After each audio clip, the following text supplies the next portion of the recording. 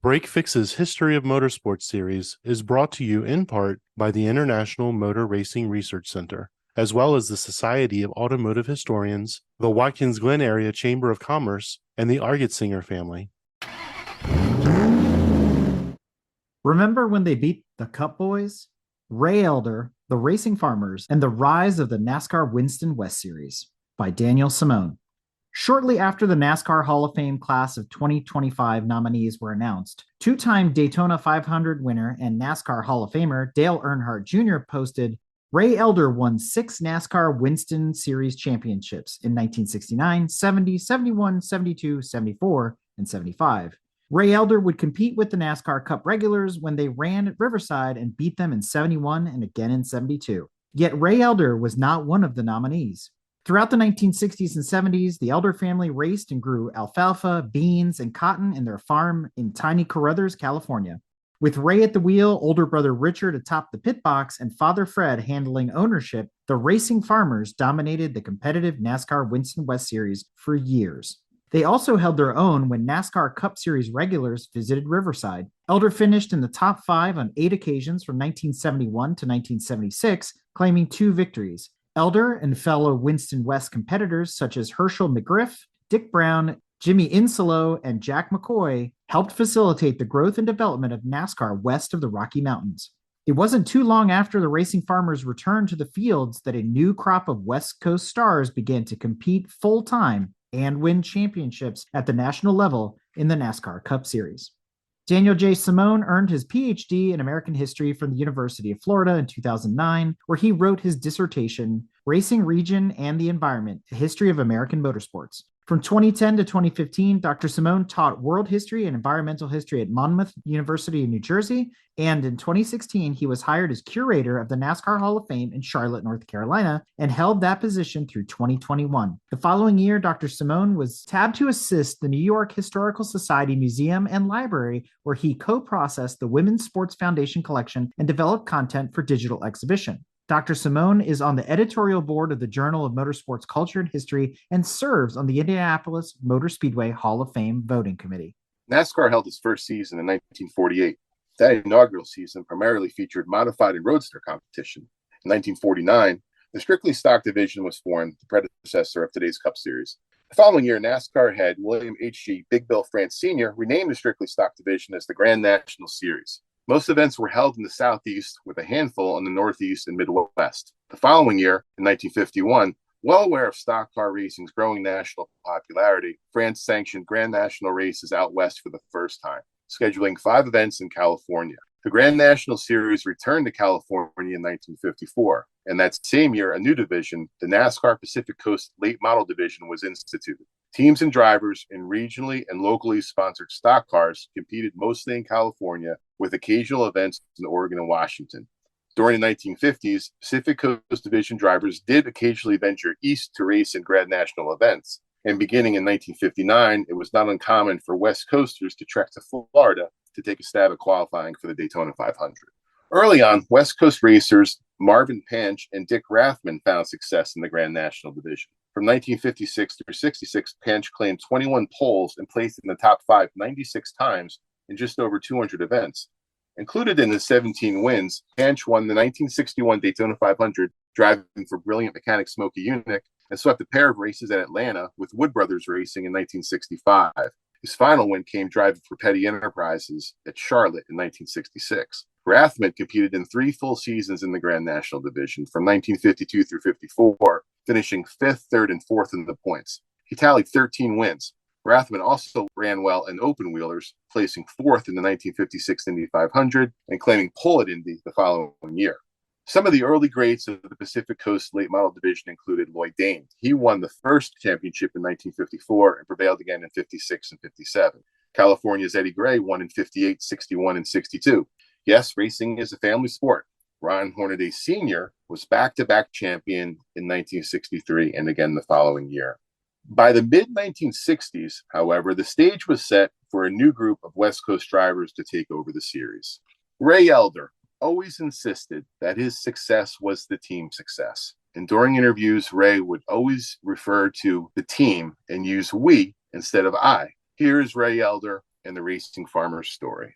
Born in 1942, Ray Elder grew up on a farm in tiny Carothers, California. He participated in 4-H activities as a youth, but was best known at Layton High School and the surrounding area as a dominating force on the line for the Layton football team. He was selected as a state all-star in his senior year and played in the regional all-star game. Upon graduation, Elder attracted offers to play football, but was uninterested in going to college. He preferred a career staying home and working the family farm and pursuing a new passion, auto racing. Ray's older brother, Richard, also developed an interest in motorsports, as did their father, Fred. And so in 1962, on a 1/5 mile track with a thick, wet clay surface at Selma, California, the Elders began participating in $99 glamour car races. And for the next few years, the small team competed at California short tracks, gathering experience on the track and under the hood. It did not take long for Ray Elder to make his mark, becoming the Watsonville track champion and the California Limited Sportsman stock car champion in 1965. One competitor of note during those early years was Vic Irvin, the father of 1991 Daytona 500 winner Ernie Irvin. In the following year, in 1966, the Elders were on their way. The farmers preferred Dodge automobiles, Firestone tires, the number 96, and blue and white colors. Fred Elder was the car owner on record. Fred was a farmer and a motor parts wholesaler who also worked on race cars. Ray's older brother, Little, Richard, was an imposing man who weighed in at 300 pounds, peaking close to 350 at times. It's not that Richard wasn't interested in getting behind the wheel in 1962, but he had a tough time doing so, and he had severe asthma. So Richard became the crew chief. Ray, meanwhile, was also bigger than most racers, coming in at 5'11", 220 pounds when he was in his peak shape. He was built more like a fullback than he was a lineman. The early rendition of the Racing Farmers included the crew consisting of friends and family: Walt Coop, Bob Turner, Aaron Epperly, and Ronald Coop. The engine specialist throughout the Racing Farmers' run of excellence was Tim Crabtree. Crabtree and the Racing Farmers built and tweaked their own motors in Carothers. Spouses also played key roles supporting the team as well. Ray Elder's wife, Pat, for years prepared dinner for the team. Laura, Fred's wife and family grandmother, assisted. And the Racing Farmers, for over a decade, woke up dark and early and worked a long day in the fields under the scorching California sun. They paused for a home-cooked meal, with their wives and children often joining them. Afterwards, it was a long night in the garage, often extended after midnight. On race weekends, the Racing Farmers would head out to the track and do everything necessary to run a successful racing team before, during, and after the race. Some events were nearby, and other times they traveled to the Northwest or even Idaho or British Columbia. The Elders helped pay travel and food expenses, but the crew didn't really earn a salary. Their reward was success. After each race, they needed to hustle home to tend the fields, get back in the garage, and, of course, spend time with their families. At that time, the Elder farm occupied 220 acres, and the family cultivated crops including alfalfa, cotton, and black-eyed peas in the San Joaquin Valley, one of many regions of California that was flat, hot, and dry as a bone, but with world-class soil. Once the manipulation of water was mastered, California became the agricultural capital of the United States and the world. Just south of Fresno, the tiny town of Carothers was one of hundreds of little hubs throughout the state that helped feed the country, feed the world. This is where the Elders called home and still call home. Ray passed away in 2011. Pat, daughter Peggy, and the family still work the land. In 1966, the Elders purchased a car from fellow Californian Jack McCoy, who would become their biggest rival, and the Racing Farmers committed to a full-time schedule in the NASCAR Pacific Coast Division. Believed to be their first race, the Racing Farmers debuted at Stockton 99 Speedway on April 17, 1966, finishing runner-up to race-winner McCoy on the quarter-mile track. Ray Elder and Jack McCoy were both roughly the same age, started their careers in the series about 2 years apart, and concluded their full-time careers within a few years of each other. McCoy hailed from Modesto, and their hometowns were roughly 100 miles apart. They would go head-to-head in over 200 events through 74, producing one of the best rivalries in not only West Coast racing, but in all of stock car racing. McCoy passed away in 2009. Elder passed away 2 years later. The very next race the Farmers entered was a 200-lapper at Ascot in Greater Los Angeles, and on April 30th, 1966, Elder gave the Racing Farmers their first victory in the series. Elder picked up his second win of his rookie season after a fierce battle with Herschel McGriff at Portland Speedway on September 18th, 1966. McGriff, recently inducted into the NASCAR Hall of Fame, started from pole and led much of the race. Elder evidently began in the ninth slot and led the final 69 laps to victory, beating the Oregon driver at his home track. McGriff's first automobile race came there in 1945. Come fall, McCoy squeaked by and picked up his first championship after doing what he needed to do in the California 100 at the famed 1-mile dirt track at the State Fairgrounds in Sacramento. McCoy started on pole and led much of the race until having trouble, but Elder also experienced mechanical issues. McCoy finished 13th, Elder was 15th. Evidently, a final race of the year scheduled at Reno was canceled. Of course, Elder could have blown an engine on lap 1 and finished further back in the standings, but speculation is pointless. The points battle also could have gone the other way too. If Elder, for reasons remaining unknown, he apparently did not compete in a late season race that year at San Gabriel Valley Speedway, later known as Speedway 605.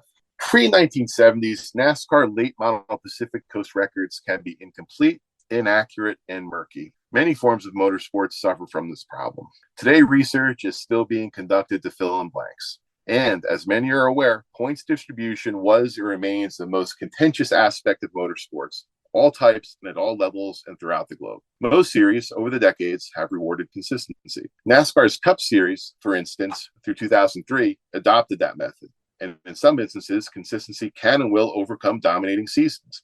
Take Terry Labonte's 1996 NASCAR Winston Cup Series championship. Labonte and Jeff Gordon both had 21 top 5s and 24 top 10s in the 33-race season. Gordon won an incredible 10 races. Texas Terry reached victory lane twice, but picked up the championship by 37 points.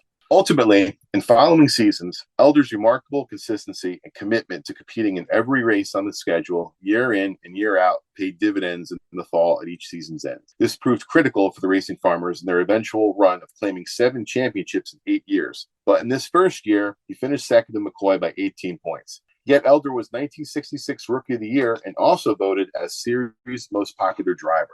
In 1967, Ray and the boys again won twice, both triumphs at Ascot. Elder, like any good farmer, had an expertise on the nuances of soil. Agriculture and automobile racing remain intertwined since the first fair race in the 1890s. The best drivers on dirt are also soil scientists.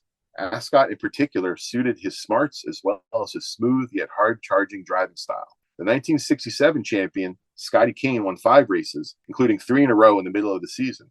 The farmers again were bridesmaids. McCoy slipped to 6th in the points that year. But although NASCAR's modern era was still a few years away, Big Bill France and his Daytona Beach associates were noticing the strong cast of competitors, close races, and stable crowds in the Pacific Coast Division. Plus, other professional sports leagues were extending to the west. Air travel was becoming more common, and professional sports leagues began to establish or relocate teams west. In 1967, the National Hockey League's Los Angeles Kings and California Golden Seals began their seasons as part of that league's expansion from 6 to 12 teams. After years in Minneapolis, the National Basketball Association's Lakers had been in LA since 1961. Plus, the San Diego Rockets began NBA play in 1967, although moving to Houston several years later. After the 1967 season, NASCAR took steps to further increase organization and increase its commitment to NASCAR racing on the West Coast. For example, a handful of permanent officials and administrators were hired, with the West divided into competition zones under the competent administration of Bob Barkheimer, Les Richter, and Bill Amick, 3 of the biggest names in West Coast stock car racing history. Barkheimer was there from the start, working with France and promoting races in the formative days of NASCAR racing on the West Coast. Richter wrapped up a Hall of Fame NFL career with the Los Angeles Rams to go and become one of NASCAR's most respected and longest-serving administrators, and serve as longtime manager of Riverside International Raceway. Amick went from on-track success in multiple racing disciplines, including NASCAR, to helping oversee NASCAR's Western development. Moving on to 1968, for Elder, despite tallying a series-high 5 wins, it was another runner-up finish in the points, his 3rd in a row. Tire trouble late in the season, concluding Saugus 100, relegated them to a 5th-place finish 2 laps down. So Scotty Kane finished 3rd on the lead lap and won another championship. The Farmers missed the title by 2 points. The point system at the time appears to work against Elder. According to records currently available, Elder raced in all 20 events. Kane only reached victory lane once and appeared in 19 events, not racing at Evergreen. Still, there could absolutely be more to these storylines. More research is needed to fill the gaps. Even with the strong administration and organization of the series, some 1968 races have detailed and comprehensive statistics, but there are other races where available details remain rather limited. But at the close of the 1968 season, Ray Elder and the Racing Farmers proved they could compete and win with the best drivers on the West Coast in a division that was featuring tougher competition and gaining prominence. The following year, the team would climb even higher. But look at the stats thus far: 52 races, 9 wins, and 33 top fives, and a pair of most popular driver awards. The 1969 season opener at Riverside again combined the Pacific late model division racers with the NASCAR Grand National Series regulars. It was the third race on the Grand National schedule, and a few IndyCar stars also peppered the field. Elder produced a strong result, finishing 7th. Richard Petty won, his first time racing in a Ford. A.J. Foyt was second, and David Pearson rounded out the top 3. Four-time Indy 500 winner Al Unser Sr. finished 4th. James Hilton was 5th, followed by Leroy Yarborough, who would win the Daytona 500 a couple weeks later. Yarborough went on to have his biggest season in the Cup Series. Driving for Junior Johnson, he won 7 races despite competing in only 30 events that year. His crew chief was the great West Coaster Herb Knapp, who won 74 races serving as a Cup crew chief. Not in the NASCAR Hall of Fame, but a West Coast Stock Car Hall of Fame inaugural member. Knapp wrenched for 6 drivers who became NASCAR Hall of Famers and also worked for a handful of Hall of Fame owners. The following month, Ray, Richard, and their buddies made the roughly 2,700-mile trip from Carothers to Daytona.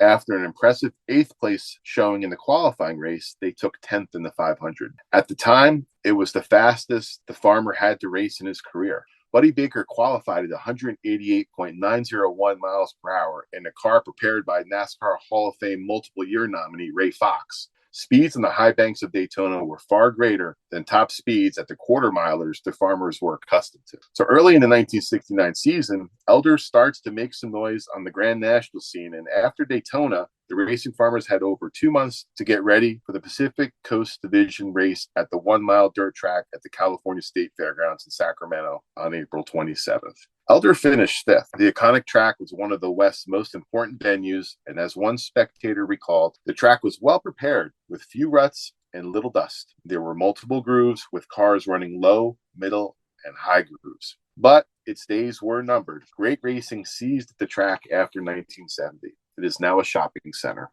We all heard that one before. So many classic tracks occupied the land where stores now exist. In the following race at Irwindale, Elder led the first 42 laps only to succumb to mechanical problems. McCoy led the rest of the way. Elder wound up 18th and took a hit in the points. Next up was Sears Point, a brand new road course 25 miles north of the Golden Gate Bridge. San Francisco, Oakland, Sacramento, and the surrounding wine country of the Sonoma and Napa Valleys now had a premier circuit to call its own. Originally from California, Ken Clapp began promoting races in the 1950s and was becoming increasingly active in the development of the Pacific Coast Division. Clapp helped oversee the track's construction. 20 years later, with Les Richter, Clapp pushed for an annual NASCAR Cup race at Sears Point, and since 1989, Sears Point hosted an annual Cup event in late spring. Ricky Rudd, a member of the incoming NASCAR 2025 Hall of Fame class, won the inaugural. The track was built with the future in mind, located away from potential development. Though there are grandstands, many fans prefer general admission. There are many unique vantage points to view the racing on the course, which features twists, turns, climbs, and dips. And this is also where the Racing Farmers turned their young season around, winning the event. They remained consistent for the rest of the campaign, and the Racing Farmers won their first championship in 1969. Jack McCoy, to his credit, won 9 races that year, including 5 in a row, but damage control helped win the first championship for the Racing Farmers. The sign of a strong team: minimize bad days and maximize finishes on those bad days. In 1970, the Racing Farmers again raced competitively at the Daytona 500, finishing 6th out of 31 cars in the qualifier, taking 11th in the 500. However, in the NASCAR Pacific Coast Late Model Division, which became NASCAR Grand National West Division for the 1970 season, Ray Elder and the Racing Farmers had another banner year. They picked up championship number 2, nipping McCoy for the title. Also that year, Dick Bound won a series-high 6 races and 18 starts, turning 40 that year. Bound was yet another Oregon driver making his mark in the series. Racing in the Pacific Coast Division since 1964, he would wrap up his career a few years later with 14 victories. And the future looked bright. His son Chuck raced in 2 events at the age of 16. Spoiler alert, the younger Bound won the Winston West title in 1976 at the age of 22. He later moved to the East Coast and won 10 NASCAR North races over 4 seasons. However, his career highlight and a true benchmark achievement for West Coast stock car racing, Bound would become the first West Coaster to win the NASCAR Xfinity Series championship, doing so in 1990. The year 1971 was perhaps Elder's most memorable. Setting the stage, California was home to the first board tracks. The West also features some of the most prestigious road races in the country leading up to the First World War, and the region also had a thriving and competitive dirt track racing scene. Plus, the American high-performance speed industry was based in Los Angeles, and this contributed to hot rodding and drag racing developing first in the Golden State. As was the case throughout America, after World War II, Californians had an even bigger hunger for racing as veterans returned, and that adrenaline rush from battle combined with a rich post-war economy and a thirst for new recreational outlets would lead to a track-building boom. After World War II, California debuted new road courses at Willow Springs in 1952 and Torrey Pines in 1953. Paramount Ranch followed in 1955, Laguna Seca at Monterey in 1958, and as mentioned earlier, Sears Point in 1969. But it was Riverside International Raceway, which first hosted races in 1957 that became Southern California's capital of American autosport in the 1960s. Riverside was located about an hour's drive east of Los Angeles in the sparsely populated wine-growing desert community of Moreno Valley. The track accommodated all forms of motorsports and attracted domestic and foreign competition, even hosting a Formula One race in 1960. The Golden State's moderate climate attracted all-star events. And during the winter months after the conclusion of their respective seasons, the nation's best drivers towed their race cars west and competed in prestigious and financially lucrative special events in California. It developed many of the nation's most successful drivers in all disciplines, including stock car competition. In the 1960s, Golden State driver Dan Gurney dominated against the NASCAR Grand National regulars in the winter race, the Motor Trend 500 at Riverside.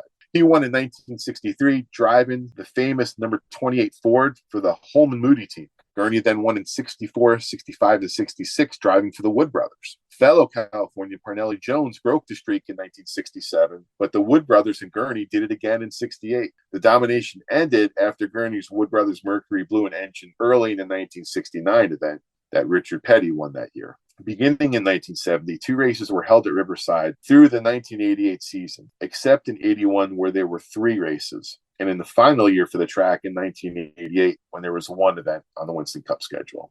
In 1970, A.J. Foyt won the Motor Trend 500, and the King, in a more familiar Plymouth, won what was known as the Falstaff 400 later in June. The second race at Riverside was always shorter because the temperatures in Southern California were by then much higher. On January 10th, 1971, Ray Elder won the Motor Trend 500 at Riverside International Raceway in a home-built car with a volunteer organization consisting of family and friends. He started on the second row and led much of the event. He ultimately passed Bobby Allison and led the final 12 laps and took the checkered flag by over 10 seconds. Elder completed the race in just under 5 hours. The Racing Farmers Dodge marked the first time in the history of the Motor Trend 500 that a Ford wasn't in victory lane. Jack McFarland, at the time the public relations director for Dodge, furnished Elder a brand new car for the win. It was a huge win for Chrysler, especially considering Ford's dominance on the road course over the years. Elder won on Firestone tires, the first time a car with Firestone rubber in the series took a victory since David Pearson won at Hickory in September of 1968. It was a lot of fun looking at the press coverage from the win. My favorite came from the April 1971 issue of Stock Car Racing. Quote, the leading Firestone qualifier was 1970 West Coast champion Ray Elder, a good-natured farm boy from Carothers in the heart of Fresno's grape and raisin belt. Elder sat on the inside of the second row behind Petty and Allison. And if bookies proliferated in the sport like they do in horse racing, Elder's Dodge probably would have gone the post at 30-1. At the end of February, the Cup stars returned to California following the Daytona 500 to compete at Ontario. Completed in 1970 and constructed on the site of a former vineyard 40 miles east of Los Angeles, the 2.5-mile super speedway was the most anticipated and hyped project built in the history of the United States Auto Club, or USAC, the longtime sanctioning body for IndyCar, also known as championship racing. California Governor Ronald Reagan attended the inaugural event on September 6th, and over 170,000 fans watched Jim McElreath prevail in the 500-mile race. The facility was built near I-10 and close to the I-15 interchange, envisioned to benefit from nearby Orange County Airport and boost Ontario and surrounding San Bernardino County. The track was in one of America's most rapidly growing regions. Track access was not limited to USAC championship cars. NASCAR now had an opportunity to race at another super speedway with massive grandstand seating and west of the Rocky Mountains. And there was another venue for West Coasters to race against the top dogs, and on a track bigger and faster than any in their division. And at the first NASCAR Cup race at Ontario, the Miller High Life 500, the racing farmers showed that they could produce the power, handling, and driver talent to compete with the Cup boys on a smooth and fast 2.5-mile oval, finishing a respectable 7th in a race won by A.J. Foyt. That June, the Cup Series returned to Riverside for the Golden State 400. This event also became a mainstay every June on the Cup calendar. Elder almost did it again, but settled for second. In 71, Elder also enjoyed one of his finest seasons in the West Series. He won a career-high 9 races, including another at Ascot, which was clearly his favorite track. A writer for Circle Track magazine that year observed that, quote, at Ascot, the clay was prepared just right. Ascot is not a run-of-the-mill, randomly excavated mucky dirt track. Rather, it has an imported clay surface brought in from the cemetery across the street. The track surface was real tacky, a wet track, but not sloppy, prepared the way dirt should be, unquote. In 1971, Elder again topped McCoy for title number 3. He also became the first driver in series history to earn over $50,000 in winnings. At this stage, Elder is one of the few drivers on the circuit able to carve out a living by racing, though his farm was still 100% in operation. The youth movement continued in the West Series too. Young Jimmy Inslow won a race in his first full season of competition. He would go on to win 25 races in the division and a championship in 1978, and he would play an important role in helping Richard Petty win his 7th Cup championship in 1979. Inslow served as relief driver for Petty in the second Riverside race and brought the number 43 home for a third-place finish just behind Darrell Waltrip. At season's end, the King nipped Jaws by a mere 11 points for his final crown. Such an interesting time in American motorsport it was. Big tobacco corporation money began to flood motorsports, and more specifically, it was Winston-Salem-based R.J. Reynolds, which provided NASCAR funding, marketing, promotion, and boosted racing's infrastructure by helping with track improvements. This influx spread not just in the Southeast, but all over the country. The Racing Farmers in 1972 secured their own longtime sponsorship deal. It came with Olympia Brewing out of Tumwater, Washington. The car now looked even more sharp, and the Racing Farmers looked spiffier too, sporting new Olympia-sponsored uniforms. Also, as the sport entered its modern era in 1972, record-keeping became much more precise. In the season opener on January 23rd, Elder qualified to finish 4th at Riverside in the Winston Western 500. Beating him, Petty, Bobby Allison, and Bobby Isaac, the winner of 37 career Cup races. Right behind Elder in 4th was Hall of Famer Herschel McGriff taking 5th. On March 5th, 1972, longtime West Coast motorsports journalist Dusty Brandell made history as the first woman to report for the NASCAR press box when she reported on the Miller High Life 500, won by David Pearson driving for Hall of Famers Glenn and Leonard Wood. Elder finished 5th out of the massive 51-car field. Another 20 cars didn't make the show. It's amazing to look at the entry list at Riverside, Ontario, and Daytona back then. Dozens of hopefuls would show up trying to make the shows. Qualifying was a race in itself. Herschel McGriff was again right there with Elder, finishing in 6th. Herschel McGriff is the oldest living NASCAR Hall of Famer and one of the most prolific drivers in racing history to come from the Northwest. He finished 9th in the first Southern 500 in 1950. He also won 4 NASCAR Grand National races in 1954 before leaving the sport for over 10 years to develop his business and raise a family. He began racing in the Pacific Coast Division in 1965 and didn't race his full season until 1972. Unfortunately for race fans, he only competed in 1 full season in the division at the same time as Elder. Though McGriff did run full campaigns from 1981 through 1989. He picked up a Winston West Championship in 1986 and also won a dozen consecutive Most Popular Driver awards. The 1972 Winston West season was perhaps the best of any that would come later. It featured a 30-race schedule. McGriff linked up with fellow Northwesterner Beryl Jackson, his longtime car owner, to run the full Winston West schedule. McGriff won 12 races. Elder took 7 races. Dick Bound had his best season, finishing 3rd in points with 4 wins. McCoy grabbed 6 wins, finishing 4th in the championship. All 4 drivers raced in all 30 races. What appeared to be the championship separator was that Elder was running at the finish in every race but one. His three worst finishes came mid-season, a pair of 12th and a 13th. Thereby, huge props again go to the racing farmers for building quick cars and repairing those cars when Elder's Olympia-sponsored Dodge suffered attrition during the race. Back to the Winston Cup Series. As far as top 5 finishes in the NASCAR Cup Series, the racing farmers went 3 for 3 in their home state in 1972. And the third top 5 was the sweetest when the NASCAR Winston Cup Grand National Series returned to Riverside on June 18, 1972. Elder started 7th and led the final 44 laps, finishing a full lap ahead of Hall of Famer Benny Parsons. This was perhaps the gutsiest performance of Elder's career. The 71 Dodge had transmission issues early, and Ray had to muscle the car to victory. At the event's end, both of his feet were badly burned and blistered. They raised him tough on the farm. The 1972 season may have been his finest of all in the West Series. He finished the season with 27 top 10s in 30 races and 7 more wins, and Ray was still only 29. 1973 started with promise. The farmers finished 3rd at Riverside in the Cup race. That event became famous in that it was Roger Penske's NASCAR breakthrough. He owned the American Motors Matador, driven to victory by the great Mark Donohue. It was Penske's first Cup win, but remarkable consistency was not to be in 1973, as mechanical and/or tire problems marred Elder's season. They finished 20th and 21st in the Portland races. Even worse, they placed 22nd at the first of only 2 occasions the series raced at Monterey at what was known as Laguna Seca Raceway.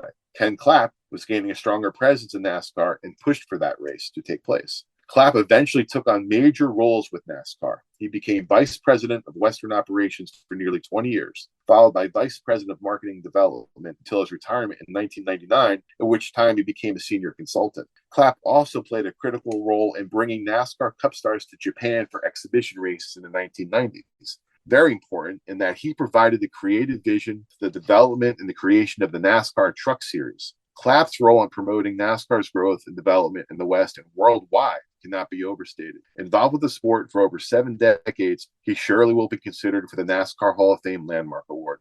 In 1973, the championship run ended for the racing farmers as they placed 3rd overall, their worst finish. Perhaps fittingly, Jack McCoy won the championship. Sonny Easley, winner of the event at Laguna Seca, placed 2nd overall. A side note on Easley, he finished 2nd in the championship again in 1975, but unfortunately, he perished in an accident at Riverside in 1978. The racing farmers stormed back in 74 with another speedy Olympia-sponsored Dodge and outlasted McCoy one final time. Elder finished 58 points ahead to win the title. Jack McCoy retired at the conclusion of the 1974 season and is currently credited with 54 wins in the NASCAR Winston West division. To be sure, McCoy was one of the most important figures in the growth and development of stock car racing on the West Coast and had an outstanding career. In his final year of Olympia sponsorship in 1975, Elder picked up his 9th and final career win at Ascot, the same year he claimed his 7th and final championship.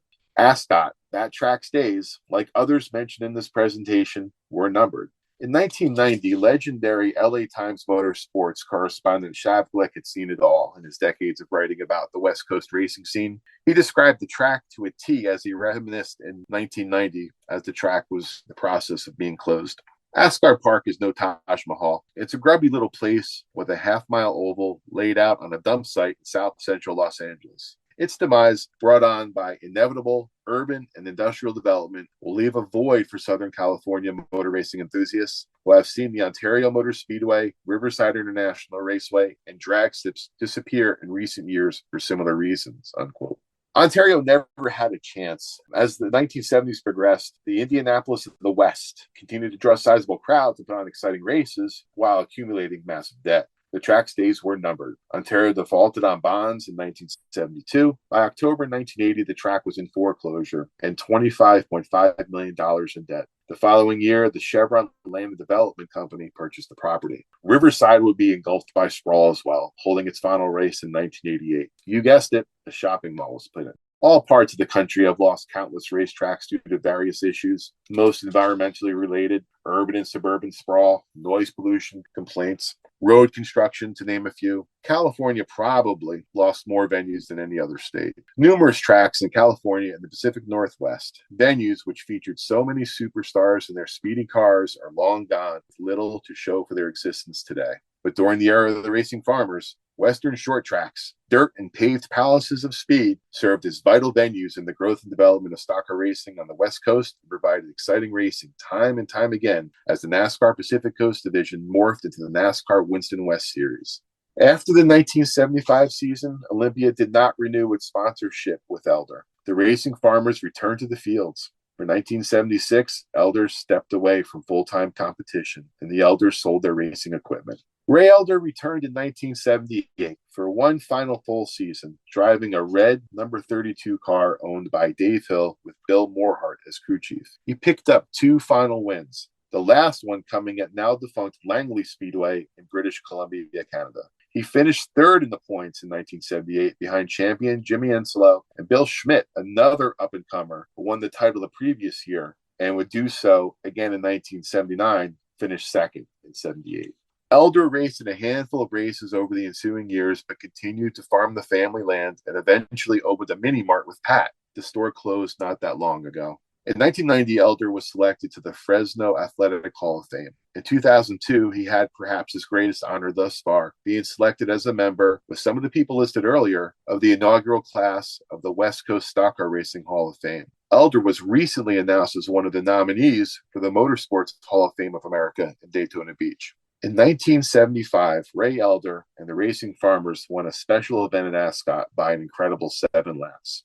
Afterwards, one writer opined, all in all, the 500-lap race for stock cars was a fine race, with the best driver on the West Coast proving his claim. Ray Elder deserves that title all the way. And that is the story of the Racing Farmers.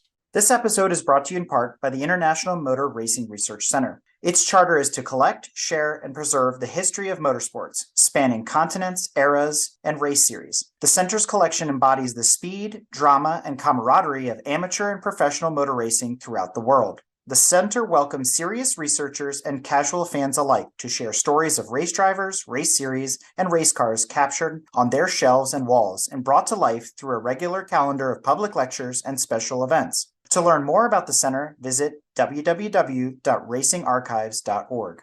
This episode is also brought to you by the Society of Automotive Historians. They encourage research into any aspect of automotive history. The SAH actively supports the compilation and preservation of papers, organizational records, print ephemera, and images to safeguard, as well as to broaden and deepen the understanding of motorized, wheeled land transportation through the modern age and into the future. For more information about the SAH, visit www.autohistory.org.